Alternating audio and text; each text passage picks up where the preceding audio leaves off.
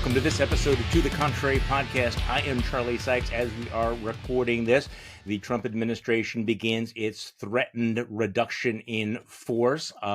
They are attempting to move troops from Texas into Illinois, temporarily blocked by a federal judge. We know how that goes.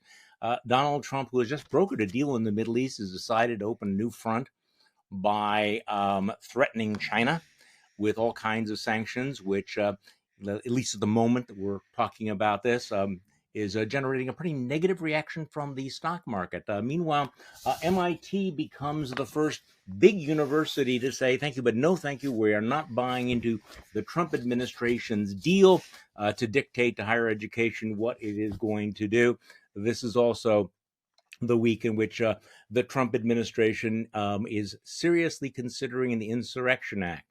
So who better to talk about all of that with than David French, who has been warning about this for, well, years, David. Thanks for joining me. I appreciate it. Well, thanks for having me, Charlie. I always enjoy hanging out with you, even when times are grim. And you're right. I have been talking about this for a long time. I've been talking about this Insurrection Act stuff for years. So I want to come back to that in a moment. You are, just for our listeners to understand, that David is broadcasting to us from war-torn Chicago, a little bit like Edward R. Murrow broadcasting from Berlin during World War II. Do you kind of feel that way? I mean, siege is it okay? I had to dodge the helicopter gunships on the way into my apartment, Charlie. No, I mean, look, nobody should say that Chicago has got it all together.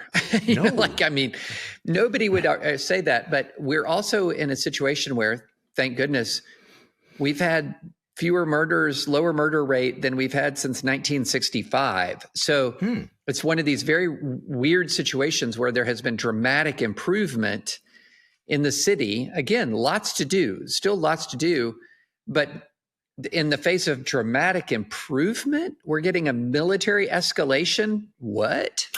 Well, but we are dealing with the mouthy priests, apparently, who are showing up at these nonviolent protests and are being shot in the head by masked agents. You saw that video, right? Yeah. Really what? Okay, yeah, sorry, go ahead. I think it's very important to say that one of the things that appears to be happening, and a federal judge said this yesterday, what appears to be happening is normally when you do a deployment of troops, normally when you really escalate your deployment of law enforcement, it's when there is an actual breakdown in civil order. Yeah. It seems as if what they're trying to do is to deploy troops for the purpose of triggering a breakdown in civil order. In other words, what they're doing is being intentionally provocative. They're being intentionally aggressive. Now, I want to be clear. I have not seen that out of the National Guard. I have not seen the National Guard being provocative and aggressive. I have seen ICE be very provocative, very aggressive. And then I think what is happening is you're seeing the provocation and the aggression being used to try to generate conflict. And then the conflict that results is the justification for the deployment of the Guard. And this is a process that's very dangerous. I mean, this is very, very dangerous stuff. And look, no matter how provocative the Trump administration gets, the response should be peaceful, along the lines of the civil rights movement. That should be the response. But there's just no question in my mind that there is a series of very deliberate provocations that are occurring across the country with the objective of creating sufficient chaos to justify a crackdown. I want to read you something. We may be all over the map here today, but I was thinking about this image of these heavily armed ICE agents, masked agents, firing these non-lethal pellets, at folks, paintball guns, and you can tell they're doing it with a certain amount of glee, but also you can also tell that these are people that are not at all concerned that they will ever be held accountable for this, or that anyone's ever going to call them into it. And you want to talk about a sort of softening up or normalization, the casual way in which these agents point weapons at unarmed civilians and shoot at them for sport. And for people who think I'm exaggerating, look at the videos. Got me thinking about something that I put in my newsletter on Friday morning. It's from, and I'm sure that you've seen this, and it was from a week ago. A federal judge named William Young, a Reagan appointee, issued a 161-page ruling in a First Amendment case, and he's talking about, and I'm just going to one little section here where he's talking about the masked agents and the arguments the administration is using, and he writes. And again, this was a scathing opinion. I mean, that word is overused, but this was scathing. ICE goes masked for a single reason: to terrorize Americans into quiescence. The judge, a Reagan appointee, called the Trump administration's justifications for the mask disingenuous, squalid, and dishonorable. It is a matter of honor. And honor still matters. And honor still matters, he said. To us, masks are associated with cowardly desperados and the despised Ku Klux Klan. In all of our history, we have never tolerated an armed mass secret police. Carrying on in this fashion, ICE brings indelible obloquy to this administration and everyone who works in it.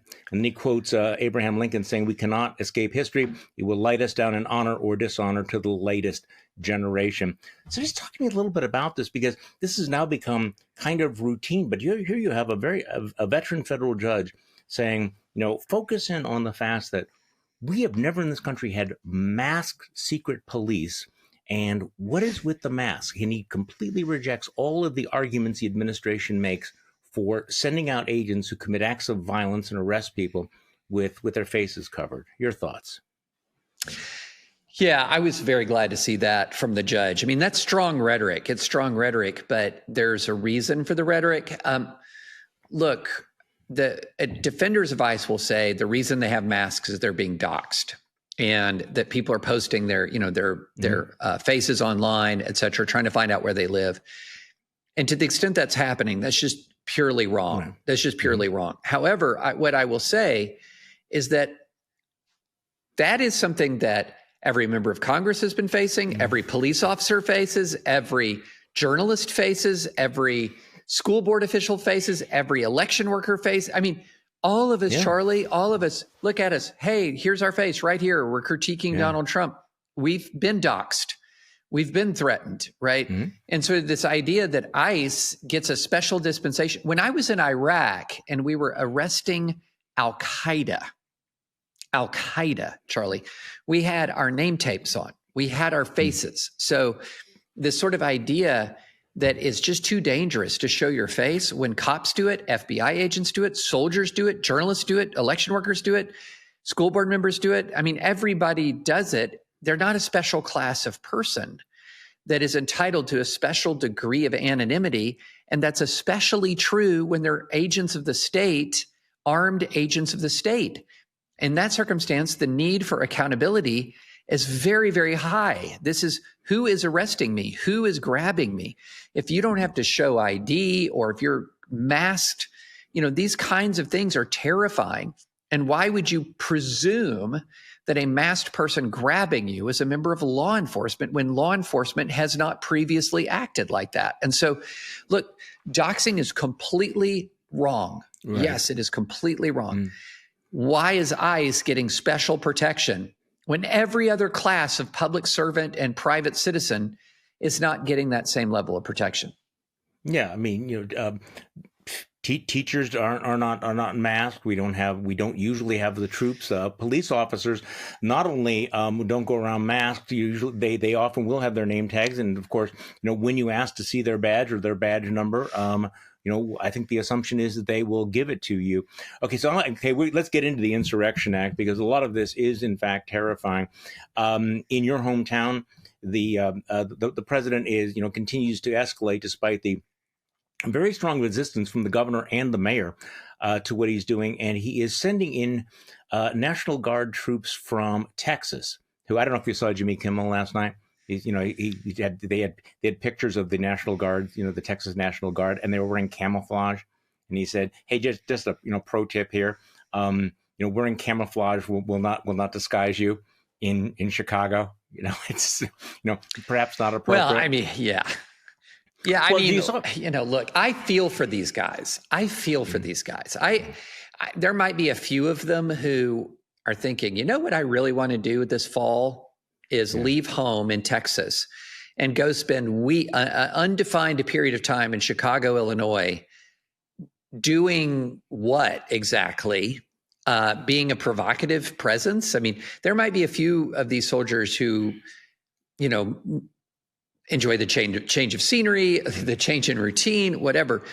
But I served in the reserves, Charlie, and it's not like people love being called up and sent around the country, right, unless they feel like the mission really has meaning and purpose to it. And it will be interesting to see how a lot of these guardsmen react as days turn into weeks and weeks turn into months, where they're away from months and they're away from home in these circumstances where they're not needed or wanted. And I feel for them. Honestly, I feel for them. Yeah.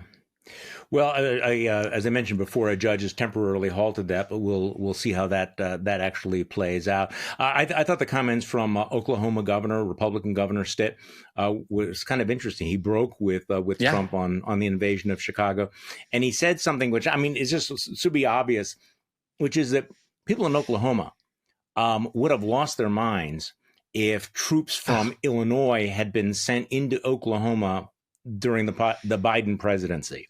And I think people need to sort of think about that because, not everybody stays in power forever. But, this takes place in the context of the reports the administration is thinking of the imposing the Insurrection Act. And my familiarity with the Insurrection Act basically comes from you, David. And for years you have been describing it as one of the most dangerous laws on the book. And back in 2023, you were urging Congress that you really, really need to fix this. It is a poorly drafted law that opens up really dangerous, scary powers for the president. So talk to me about that. Why might they invoke it? And if they do, what does it mean? Yeah, so this is going to take a little tiny bit of legal explanation, Charlie. So basically, the default reality of American life is that U.S. soldiers under the command of the president, active duty soldiers, whether they are active duty or National Guard activated by the president under the president's command, cannot engage in law enforcement activities. Right. This is posse comitatus. So, if there's a crime problem in a city, you deploy civilian law enforcement. You don't deploy uniformed troops. And there's a million good reasons for that. I mean, there's a very long history in the United States of private resentment of military engagement in cities. This is one of the triggers for the American Revolution. The deployment of British regulars to Boston to enforce the law was one of the triggers for the American Revolution. We have a Third Amendment, one of the most successful amendments in the Constitution, preventing quartering of troops in homes. So this is there's a long tradition in the U.S. that you just don't use troops against your own people. They're not trained for it. The people resent it. We have more than enough law enforcement resources. And so at the same time, however, as we know from history, Charlie, that sometimes law and order just completely breaks down, whether it is firing on Fort Sumter in 1861 and the mobilization of a Confederate army, whether it is Shays' Rebellion, the Whiskey Rebellion, whether it is some of the resistance to Reconstruction or in school desegregation, or some of the riots that you saw in the late 1960s or the 92 LA riots where things just went out of control. And so American law has long recognized that there are certain limited circumstances where troops are necessary on American soil. And for a very long time, we've been operating under the conditions of the Insurrection Act. And the Insurrection Act is a law, a very old law, that allows presidents to deploy soldiers to maintain when order breaks down, when there's no other alternative. And one provision of the law is very benign. It basically is when a governor is saying, or when state officials say, we cannot enforce the law anymore, they can request the president deploy troops. That's 92. That's the LA riots, for example. That's the LA riot situation. Governor of California said, I need help. So that's a pretty uncontroversial provision. But if you keep reading in the Insurrection Act, what the Insurrection Act does is it places whether or not there's in other provisions of it, allow a president to call out the troops in a capacity where he's under their direct command, they could engage in direct military activities on American soil if he deems it necessary. So it delegates other provisions of the Insurrection Act, delegate this authority entirely to the president. And so right on the black and white words on the page, it's saying the president decides. Now, why is that so important? Because there are other laws that allow the president to deploy troops. For example, in Title 10 of the U.S. Code, there's a law 10 U.S.C. 12406, I believe, that allows the president to deploy the National Guard when there is an invasion or a rebellion or a threat of rebellion. But that statute, that's the one he used for Portland. That's the one he's probably using that he's used for Chicago. That's the one he's probably going to use around the country for other deployments. That doesn't say reserve it to when just the president decides. It allows for court review, right? And so this is where you've had the blocking of the deployment in Oregon. You've had the blocking of the deployment in Chicago. It may be temporary. We'll see. This is being appealed. But what you're seeing is that that law doesn't leave it all up to Trump. And so here's the concern. The concern is if he can't deploy under that law, if the courts block him under that law, will he just go to the Insurrection Act and just use the Insurrection Act? And if he does that, that gives him maximum power over the troops. It also, I think the reason he hasn't done it yet is it really ratchets up the political risk. Invoking something called the Insurrection Act and the obvious absence of an insurrection is going to be politically problematic with everyone but his core base. But the core base is being softened up. I mean, they use the word insurrection all the time. I mean, you can see, everything that Stephen Miller doesn't like, invasion, Insurrection Act, all of those things. In fact, when a judge, the judge ruled against the deployment in Portland, Stephen Miller described it as what? A legal insurrection. Now, that can't be a coincidence, can it? I mean, no. Over and over again.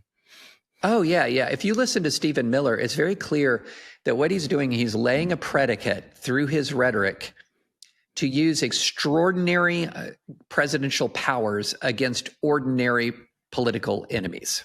So what he's doing is he's relabeling. I mean, he's even extended his extremist rhetoric to just the Democratic Party itself. Yes. That the Democratic Party itself is just fundamentally, a illegitimate, dangerous, violent, terroristic, extremist organization. So what he's doing is he's applying extraordinary rhetoric against ordinary political enemies, and then using that extraordinary rhetoric to match the extraordinary language of these statutes.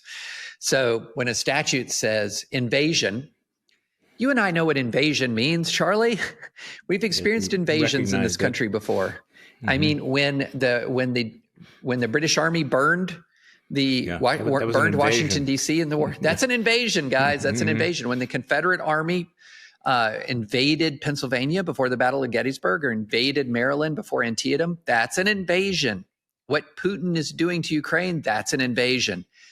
Now they're reclassifying an invasion as migration, just immigrants coming into America, not to take over the country, but to participate in the country's economy and system of government. That's not what an invasion is. And so they're using this extreme rhetoric to describe ordinary events and then trying to use that extreme rhetoric to unlock extreme power. Well, and this is not a new phenomenon. I think that everybody got to go back and read Orwell's Politics in the English Language about the manipulation of language to manipulate truth.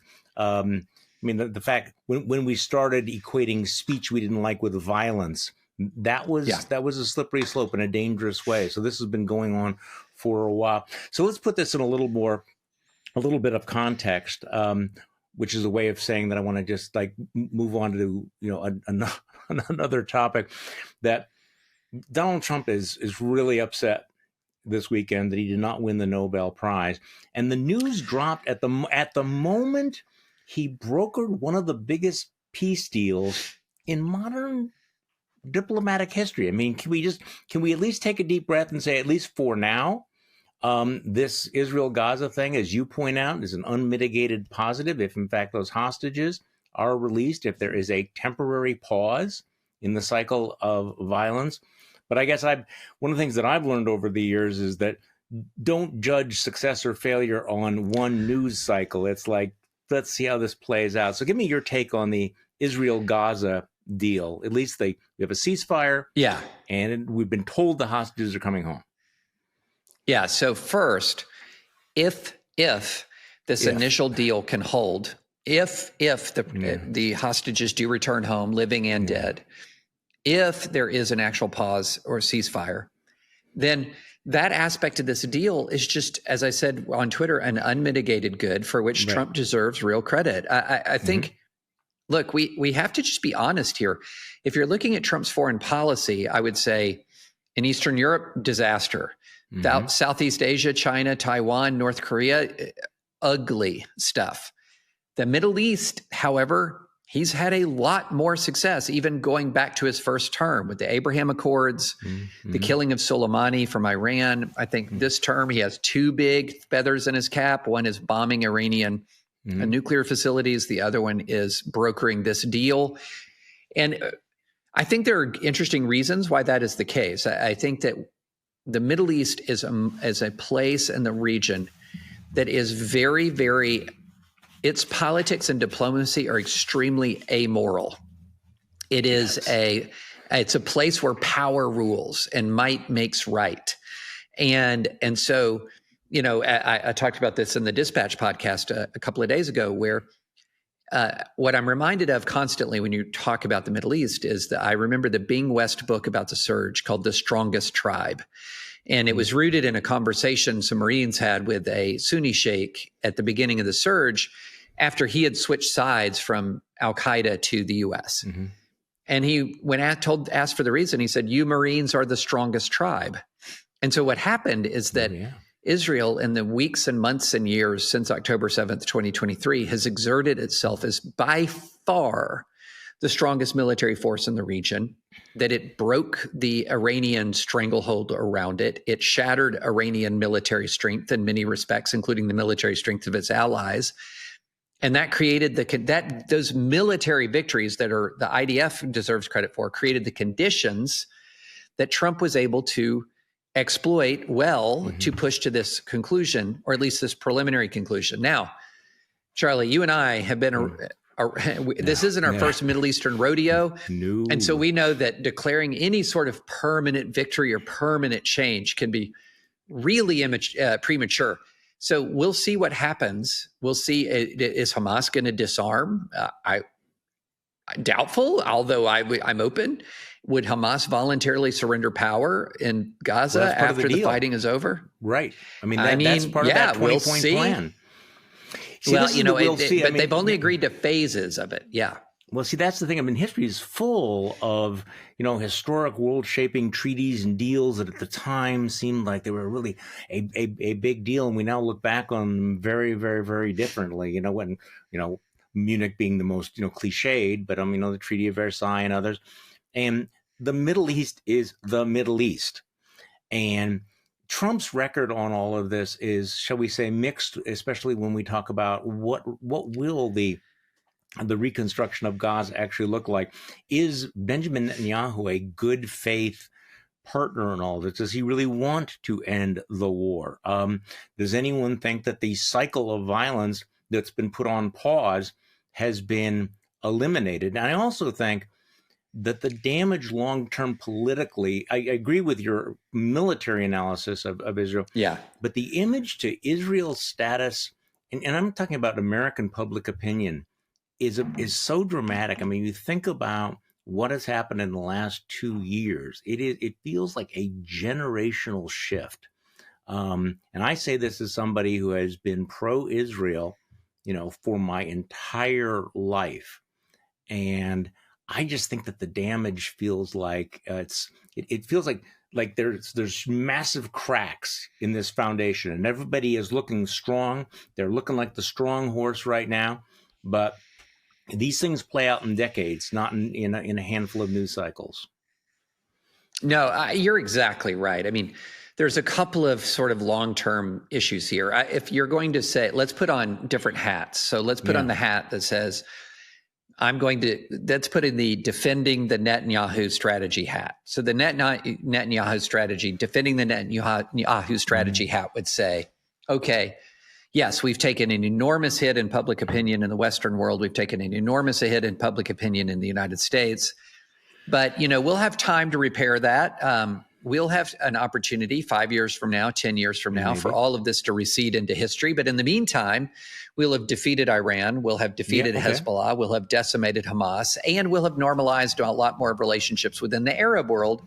And the more we normalize our relationships in the Arab world, the less we depend on the United States and Europe for our security.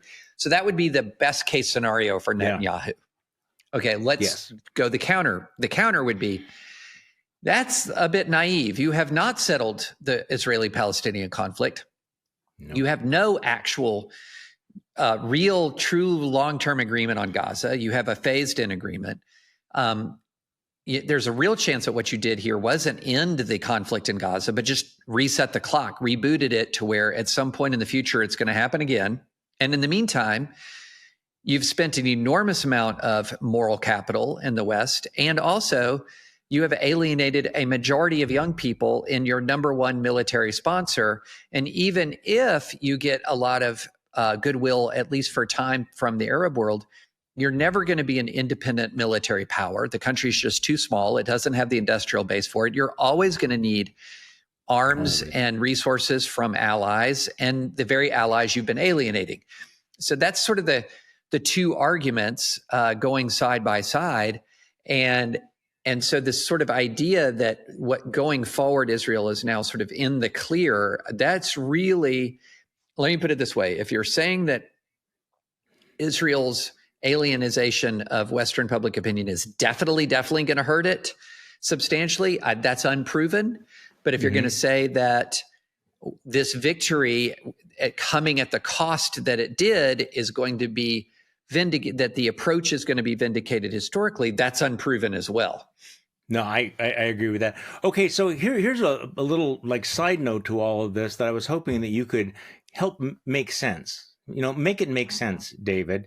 And I'm this is my polite way of not saying WTAF, on this podcast, although I may in the next 5 minutes.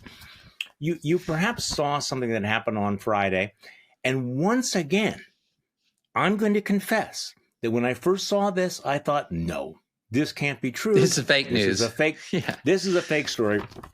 Secretary of Defense, which is the legal title, Secretary of Defense Pete Hegseth on Friday announced the establishment of a Qatari military installation in Idaho.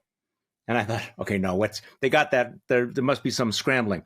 Seated beside the Qatari defense minister, Hegseth announced the United States is, quote, signing a letter of acceptance to build a Qatari Emery Air Force facility at the Mountain Home Air Base in Idaho.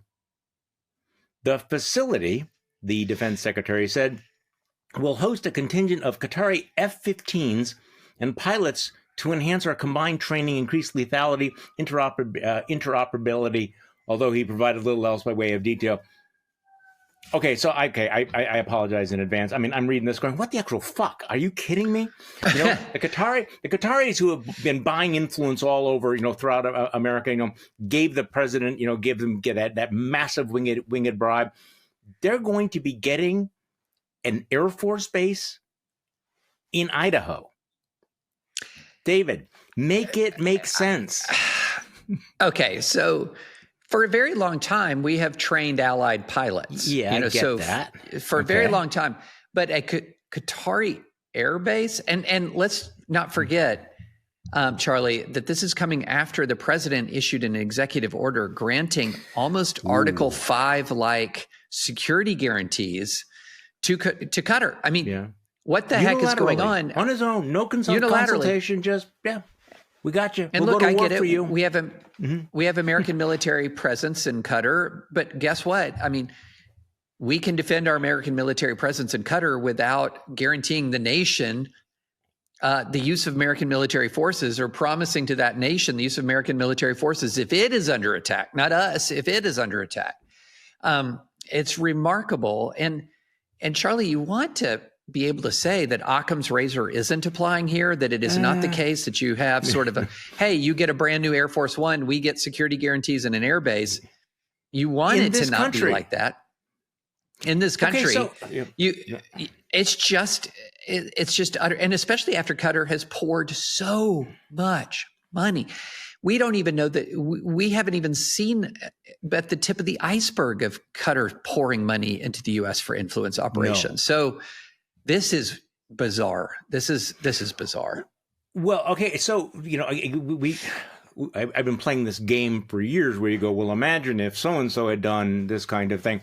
This one, you don't have, this is not a hard one. So I'm trying to imagine being anywhere in red America, sitting around going, what would you think if Barack Obama or Kamala Harris or Joe Biden gave the Arabs a military base in this country in return for a bribe? What would you think about that? America first, a military base with actual F-15s in this country. Now, see, I am old enough to remember back in the before times where if you would have said, what was the one deal? There was a deal involving a port that where one of the more benign Middle Eastern countries had some say on this, and it was nuclear, red hot. You turn on conservative talk radio, and it was like, are you kidding me? You are going to let, who was it? I can't even remember what the deal was. But, people, lost their minds. If Barack Obama had given the Saudis a military base in this country, I mean, half of America would have lost its shit, right? I mean, your old neighbors in Tennessee, can you imagine sitting around a bar going, hey, how many people think this would be a great idea? What would happen, David? What would the reaction be? I mean, we don't have to speculate about a lot of this stuff. I mean, we've seen it before. That the port situation that you're talking about, I remember that. I mean, I don't remember all the details, but I remember what you're talking about. There was a situation, I don't know if you remember this, during the latter part of Obama's second term, where there was a sort of training exercise domestically in the U.S. that used military forces in training in American cities. And a lot of people on the right were like, there it is. Obama's planning to deploy the troops at us. I remember that. And Trump's doing it. Trump's actually doing it, right? And so you can just walk through this time and time again. And it's the if the shoe were on the other foot analysis. Just when you walk down that road, you realize just sort of how extreme this action is. But I will tell you, when you use that analogy, the MAGA is unmoved by it. And I'll tell you why they're unmoved by it, is that they say, well, yeah, if the shoe was on the other foot, we'd be outraged because we don't deserve it. They do. Yeah, no, I get it. That's the reasoning. Yeah. Okay. Oh, yeah. All of this would be outrageous if directed at us because we're great. We're the real patriots. They hate America. They're horrible. So of course they're going to get this punitive reaction. So David, walk with me a little bit deeper into the rabbit hole of crazy. Okay. Because among the people who reacted to all of this, the news about the, Qatari base in Idaho, which is a real story, not a spoof, not a parody. This is Laura Loomer, who I seldom quote on this podcast, is described here as informal Trump advisor, frequent purveyor of Islamophobic hysteria.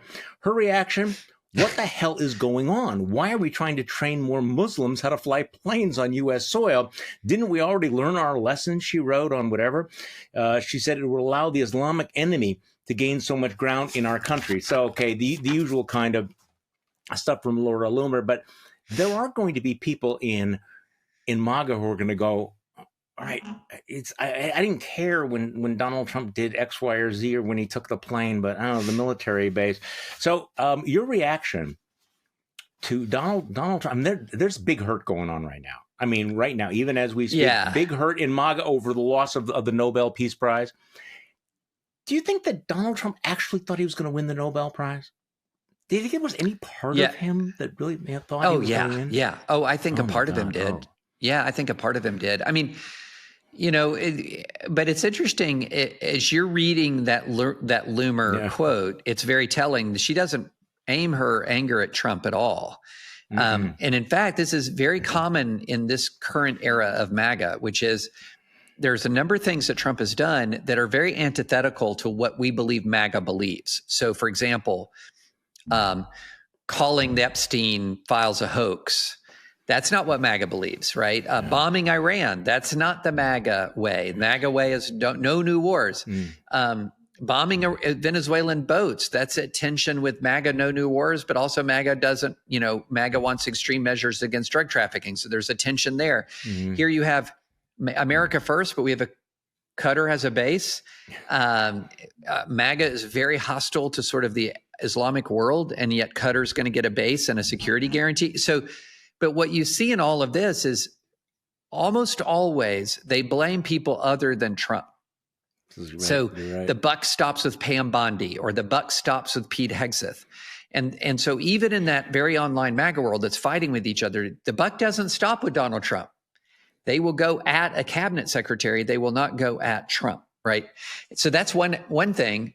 And then the other thing that's really interesting about this is that I think Trump and his team understand that all of these online controversies that you and I talk about, Charlie, that fire up, podcast audiences, that fire up people on Twitter, they just pass through the ether with basically no one else in America knowing about it.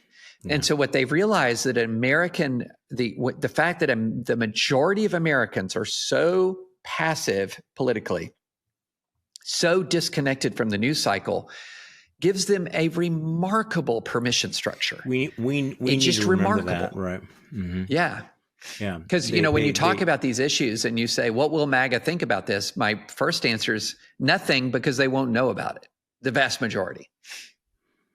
See, that by the way is the answer to almost all these questions. Like when you get asked on a cable TV show, what will the blowback be? There will, 9 times out of 10, there will be no blowback, because you understand that we are in a completely different alternative reality than most of those MAGA voters. Okay, so let's move past the Nobel Prize, because that's like too easy a target. This was also the week where Pam Bondi goes in front of the U.S. Senate and does her Triumph the Insult Dog imitation. You saw those pictures, by the way, that she came in with pre-scripted zingers and insults for the senators. I mean, oh my God. So just another embarrassment for the Department of Justice. But again, clowns with flamethrowers. We have the indictment of Letitia James, which comes just a couple of days after the arraignment of James Comey, who was criminally charged at Trump's explicit order. David, this last couple of weeks have felt like very much an escalation of what we knew was coming, and yet it's here. Yes, Charlie, and you're actually hitting on something that I'm writing about right now, which is I was hoping that the essential argument that Trump is making when you look at these, it's a Wizard of Oz argument, which is pay no attention to the man behind the curtain. In other words, Trump is sitting there saying, Pam Bondi, prosecute these people. Highly improper, right? And what the Justice Department is saying, pay no attention to that. Pay no attention to that. Just read this indictment. That's the only thing to look at. Not the explicit direction of the president to indict his political enemies. Similarly, when you look at deployments to Portland or wherever, Trump is out there venting just crazy bad faith nonsense about Portland, right? War ravaged, absurd stuff. But then when asked to defend all of that, pay no attention to that. It's about this documented incident or that documented incident. It's always don't pay any attention to what Trump is saying, but pay attention to our very carefully crafted legal argument that only exists because of what Trump just said that you're telling me to ignore. And here's the pattern every time, Charlie, every time when you watch it and see it, you can't unsee it. When he's moving fast and breaking things, they're saying he is a president like no other. And then when he's called to account for it, when they say, hey, defend this in court, they say, why are you treating him like he's a president like no other? You should be treating him like he's a president like any other and give him all the deference that have been given to other presidents. you can't have it both ways. He's a president like no other, which means that he's going to have a legal response and should have a legal response like no other. So what's your mood right now? That mood's not the right word.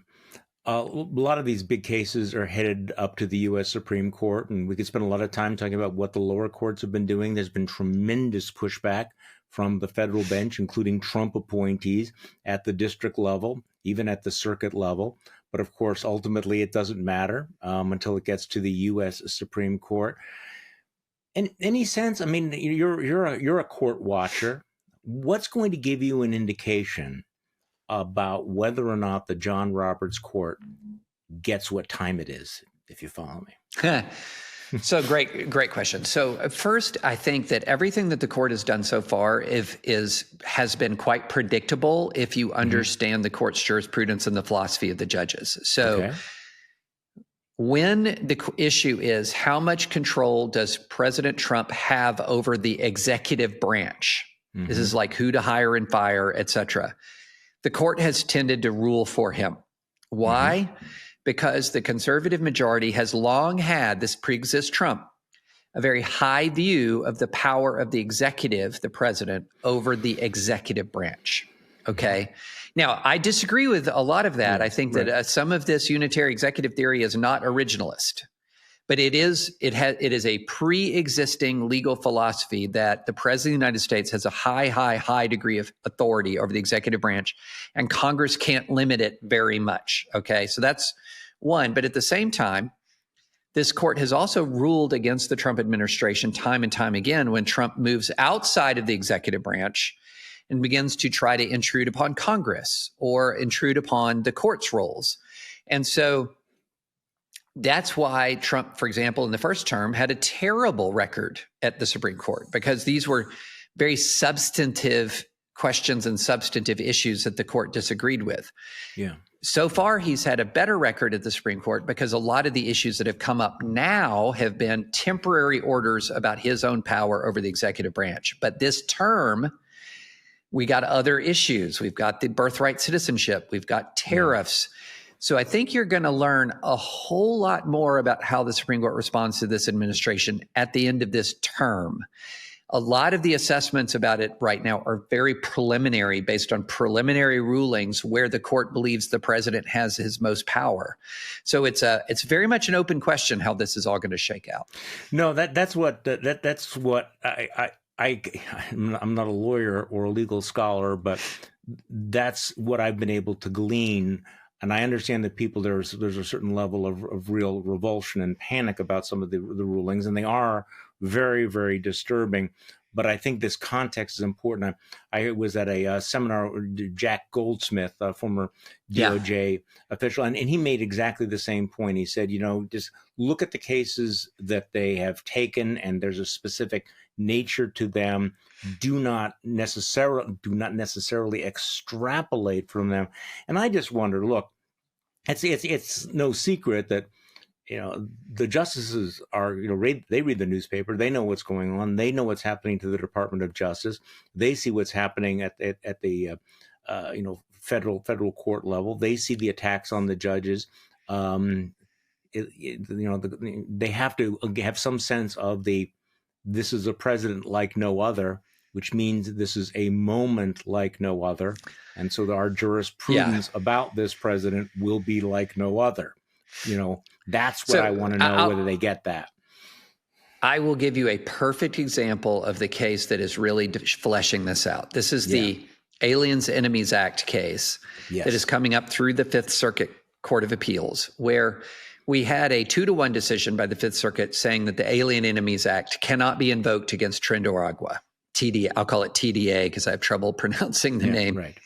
And so 2 judges, including the judge who wrote the majority opinion, who's a Bush appointee, said there's no basis. The only times that the Alien Enemies Act has been invoked in American history have been when the U.S. is engaged in war against global superpowers.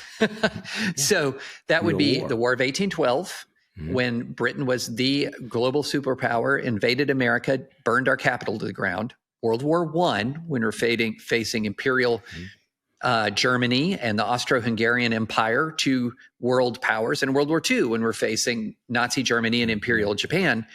And here comes the fourth time, Trinidad, not a military force. Yeah. And so how do you respond to that? And not so since World War II. Yeah, so not even since World War II. Terror, not even after Al-Qaeda, none of that, not since World War II. Not Korea, not Vietnam, not the Gulf War, not after 9/11. So the dissenting judge said this, and this is a great way to, I think it's a perfect distillation of the difference. He says, for 227 years, every president of every political party has enjoyed the same broad powers to repel threats to our nation under the Alien Enemies Act. True. And he says, and from the dawn of our nation until President Trump took office a second time, courts have never second-guessed the president's invocation of the act. Jesus.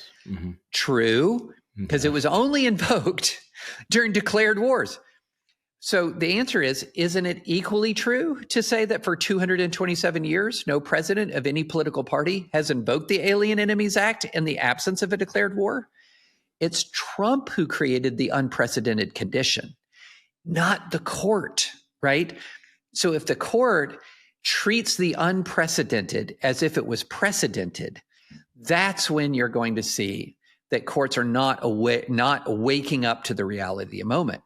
But if the courts respond to unprecedented actions in a way that is appropriate to the action, that's not a departure from norms, it's enforcing them.